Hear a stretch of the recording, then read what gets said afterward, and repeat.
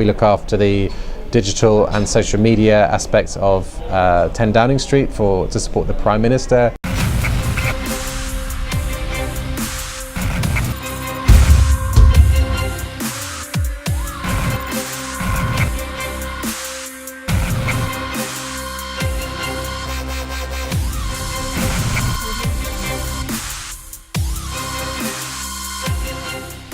If I was writing about digital transformation, I would say that you need to do two things. You need to give people the tools and technology that allows them to do to do work in a more digital way.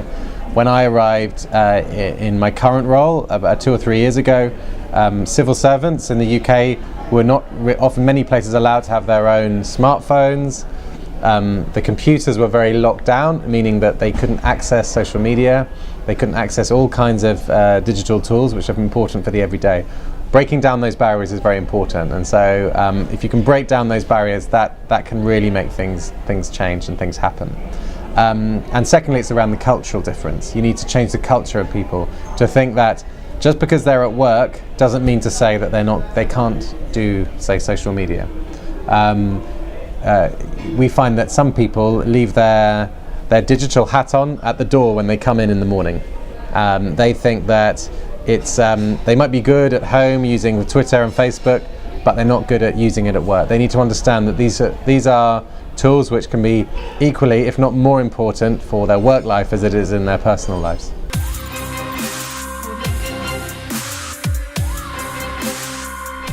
That will be putting digital first rather than last. We want to get away from people saying, right, here's a communication plan for a government announcement, say, or a piece of marketing, where there'll be one grand plan, and then at the end someone would say, what can we do on digital? Digital should be the first place people are looking at rather than the last place. It shouldn't be an afterthought. It should be something that people are thinking of all the time. So it might be that people are not necessarily sending a press release out, which could be, a piece of paper saying what the government is going to be doing on something, where it could be done equally, if not more effectively, using social media. So that could be using Twitter, it could be using Facebook, it could be about Instagram, creating infographics, videos, photos. There are so many other more engaging ways that you can use social media for, and you've got to reach for people's attention. People lead busy lives. They've got often better things to do than think about what government is doing this week. So you need to present it in a way that is informative and interesting, and that should engage them.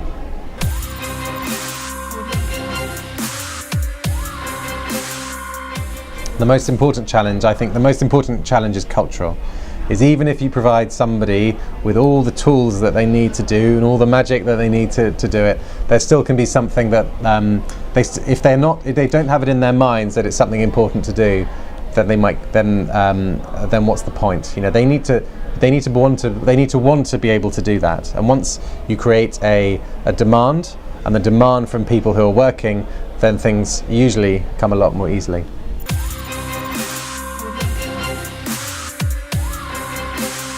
One example I'll give is around in September 2014, we had the referendum in Scotland for Scotland to decide whether it wanted to be independent or not.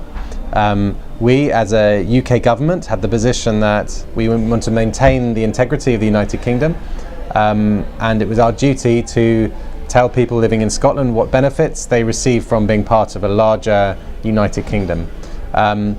We produced a lot of content that went online. We created a microsite, which was somewhere that we could point people towards and they could find information for them.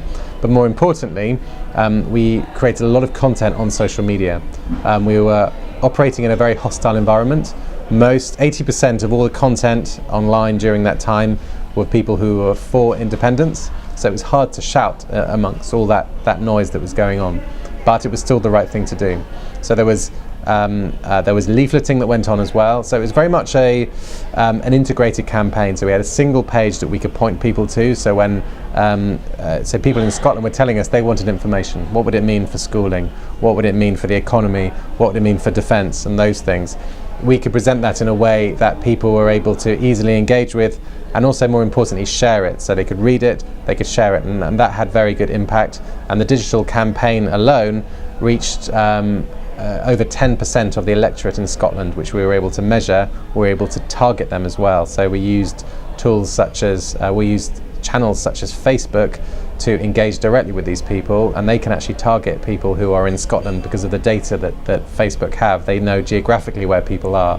So rather than spending money on telling people all across the UK or across the world what it is and targeting those people, we could actually target very specifically at those people in Scotland. So that was a very good example, I think, of something where we really managed to show the benefit of digital, and it was in a campaign which was really whereas a lot of the argument was going on in the digital space.